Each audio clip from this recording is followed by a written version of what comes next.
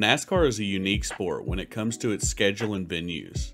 During a typical season, they will visit 25 plus unique tracks to make up their marathon of a schedule. There have been tracks on the schedule from the very beginning, tracks that have held their first Cup races in the last couple of years, tracks that once held races and are now abandoned, world-renowned tracks, and everything in between. Hi, I'm your host Matt, and this is NASCAR Track History, presented by Dogleg Media. In this series, we look to tell the stories of each of those unique tracks.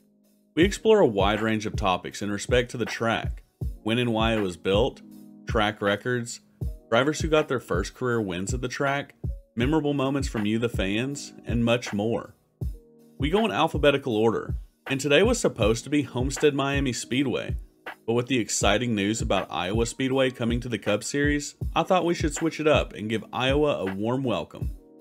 But with that intro out of the way, let's dive into some more NASCAR track history. Iowa Speedway is set to be the NASCAR Cup Series' newest playground. I thought this would be a great time to take a closer look at the new kid on the block. First, let's look at some very basic stats for the track. Iowa Speedway was built in 2006. It's located in Newton, Iowa.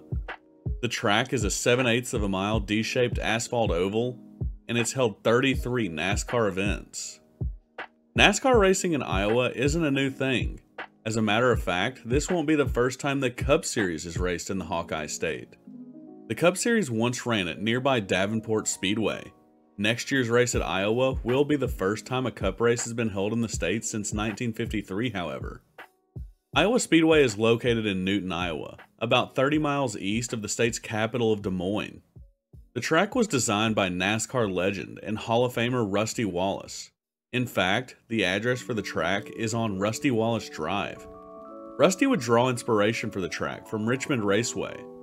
As we discussed previously, the track is a 7/8 of a mile asphalt D-shaped oval. And fun fact, Iowa is the only track this size in the world. Pretty neat. The turns are progressively banked from 12 to 14 degrees, with 10 degrees of banking in the front stretch and 4 degrees on the back stretch. The track also has its own roval, with a 1.3 mile 9-turn road course within the track, most commonly used by the Rolex Sports Car Series and the Daytona prototypes. The original plans for the track were submitted in 1995 and was planned to be a 1.5-mile track with a 2-mile road course within it. It was originally going to be called Quad Cities International Raceway Park, but funding fell through in 1999. And honestly, I like the name Iowa Speedway much more anyway. The track is owned and operated by Iowa Speedway LLC, which is a subsidiary of NASCAR. It would hold its first race in September of 2006 with the Cars Tour. It would then hold an ARCA race in October that same year. NASCAR wouldn't come to the track until 2009, with the Xfinity and Truck Series adding it to their schedule. NASCAR would visit the track with the Xfinity and Truck Series every year from 2009 until 2019. When the COVID-19 pandemic hit the world in 2020, that season's Iowa dates were postponed and ultimately not ran. NASCAR would make the decision not to return in 2021, leaving the track with Indy and ARCA as its main tenants. The track would actually lose its Indy date for a season as well, but would see it return in 2022. With Fontana running its last race in 2023 for the foreseeable future and no real clear plan on what to do next, there was a void in the schedule. NASCAR tossed around many ideas for what to do there, and it sounds like they landed on Iowa. And good news for Iowa fans, it really doesn't seem that NASCAR has any clue what they want to do with Fontana, so I don't see Iowa's date going anywhere anytime soon. Now I want to move on to some of the winners of Iowa Speedway on the NASCAR side, which may give us a glimpse on who will do well there next year in the Cup Series. So in the 33 total National Touring Series races that NASCAR has held at Iowa, there have been 21 unique winners in that time, and only 3 of those drivers won in both the Truck and Xfinity Series. 11 of those 21 unique winners are currently in the Cup Series. We will now outline those 11 drivers to get a better understanding of who may have an advantage going to the Newton, Iowa short track for the first time next year. We start this list of winners with Brad Keselowski.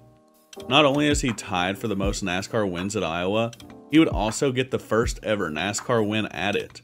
He would win the inaugural NASCAR race at Iowa in 2009. and would go on to win 2 more times for a total of 3 wins. All 3 of these wins would come in the Xfinity Series. Keselowski is still on a long winless drought, but he is an ace on short tracks, and with his experience at Iowa, if he hasn't broke that drought by then, look for him to be a favorite with this new powerhouse RFK team. Another Ford driver that would dominate the 7/8 mile track was Ricky Stenhouse Jr. He would record 3 wins for RFK Racing in the Xfinity Series, winning 3 in a row from 2011 to 2012. We will talk about one of these wins in the memorable moments portion of the video, because it was a wild way to end the race. While JTG Doherty isn't the best equipment on the track, they have shown improvement, and Ricky has proven to know how to get around Iowa. And now we hit our first driver to win in both the Truck and Xfinity Series. Eric Jones would record 2 wins in the Craftsman Truck Series and 1 win in the Xfinity Series.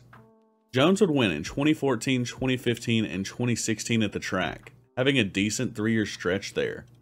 With Legacy Motor Club moving to Toyota in 2024, look for Jones to be a threat in this race with the new manufacturer support. And now we move to another driver to win in both series. Ryan Blaney would win twice at the track. His Truck Series win would come in 2012, and his Xfinity Series win would happen in 2015. Blaney broke a long winless drought in 2023 with his win at the Coke 600, and would clutch a win at Talladega in the 2023 playoffs to advance him to the round of 8. If Ryan Blaney is back in form, he could make some serious noise at Iowa next year. And now the last of our Cross Series winners, William Byron. One of NASCAR's hottest drivers at the time of this recording, Byron is the only driver on this list to have won every single race entered at the track. He has never lost a race at Iowa, which is pretty nuts. He would win in the Truck Series in 2016, and then in the Xfinity Series in 2017. Can he make it 3 for 3 next summer? Let me know down below. And the last of our multi-time winners is Christopher Bell. He would win in consecutive seasons of 2018 and 2019. Both of these wins would come in the Xfinity Series. Bell is certainly another driver to watch out for next summer, as he is poised to make another deep playoff run in 2023. And the other RFK driver has made this list, as Chris Buescher would win at Iowa in 2015 on the Xfinity side. Buescher has erupted as a true contender with the resurgence of RFK, and with his experience of winning at the Newton Short Track, he could capture another 5 playoff points there next year. And did you honestly think we would get through this list without mentioning Rowdy? Kyle Busch has 1 win at Iowa, coming in the Xfinity Series in 2010. I was kind of surprised to only see 1 win for Kyle, until I realized he only made 2 starts at the track, and his other start would be a 2nd place finish to Brad Keselowski in the first ever Iowa race. Man, do y'all remember the insane battles Kyle Busch and Brad Keselowski put on in the Xfinity Series? That was peak NASCAR, and I hope they do it again next year. Next on our list is Ryan Preece. He would get his first Xfinity Series win at Iowa in 2017 for Joe Gibbs Racing. It is no secret that Preece thrives on short tracks, so this edition of Iowa is a welcome one for him. Could he still win there next year? And if recency bias carries any weight, then Chase Briscoe should be the odds-on favorite to win next summer. He was the last NASCAR driver to win at Iowa, winning the final race held there for the association in 2019.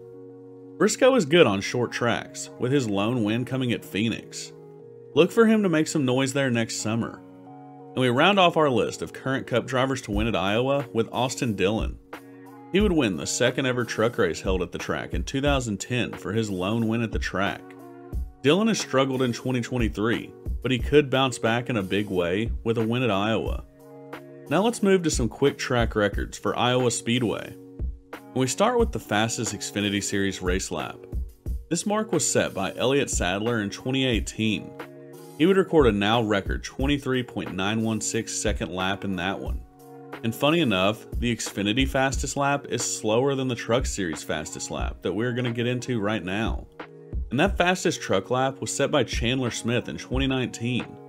Smith would lay down a 23.747 second lap, good enough for the current record. And now we move to the record for most cautions on the Xfinity side. And man, they started out there with a bang. The first ever NASCAR race at Iowa would see the record for number of cautions with 12. This was a wild one, with Brad Keselowski surviving the carnage to grab the win. And then we move to the most cautions in the Truck Series. And this stat I just find funny, But the record for cautions in the Truck Series at the track is 9, and that came in 2012.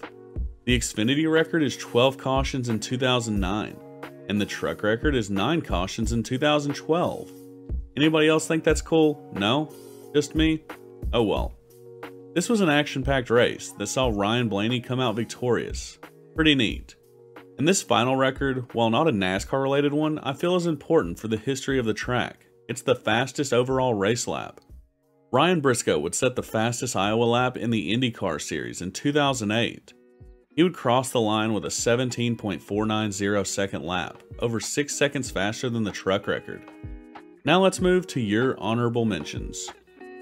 GS Cup Series, Tony Meows, Salt Bomb, Miguel, Carter, Racing Guy, Christian, Dice, and The Gamer all mentioned the 2011 Xfinity Series finish. We mentioned previously that Ricky Stenhouse Jr. is a 3-time winner at Iowa. Well, one of those 3 wins came in one of the most bizarre finishes to a race I have ever seen. Stenhouse would have mechanical issues exiting turn 4 leading the race on the final lap. And while slowing significantly, his teammate Carl Edwards would crash into the back of him. This would propel Stenhouse across the line as the winner, in an absolutely destroyed race car. To this day, I have no idea how Edwards didn't avoid him to win the race, but man, that was a crazy moment for sure. And Kendall brought up a cool point that I didn't know until collecting honorable mentions for this video. We talked about William Byron being a perfect 2 for 2 in starts at Iowa. What I didn't know was that this win at Iowa in the Xfinity Series was his first career Xfinity Series win. This is a great mention, no doubt. Thanks, Kendall. And as my own honorable mention, I want to give a special shout out to The Gamer. They do an incredible job sourcing cool stats and facts for each video, and Iowa is his home track.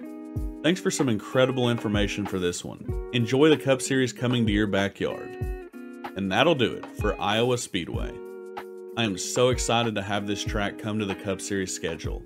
Now let's hope they fix the short track package before then. As always, I'm prone to forgetting moments. Let me know anything I may have missed for Iowa down below. We will be back next time with your regularly scheduled programming, the history of Homestead Miami Speedway. If you liked the video, please consider giving it a thumbs up and subscribing. It helps a ton and I definitely appreciate it. And did you know that 77% of my viewers aren't subscribed, but they are returning viewers? If you haven't hit that subscribe button yet, what are you waiting for? If you haven't seen the rest of the series, the track history playlist will be linked below. Be sure to check it out. I also wanted to take this time to thank some incredible individuals for their help in making the channel so much better. Every single one of you guys are to credit, but the Dogleg team has taken time out of their day to help.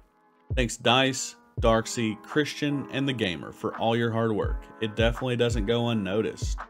Be sure to check the community tab of the channel as well. We do cool little giveaways like autographed merch and other goodies, as well as post updates and polls for the channel. You don't want to miss it. And we also have a Discord server. Check out the About section of the channel or the description below for that invite to join us over there for even more fun and learning.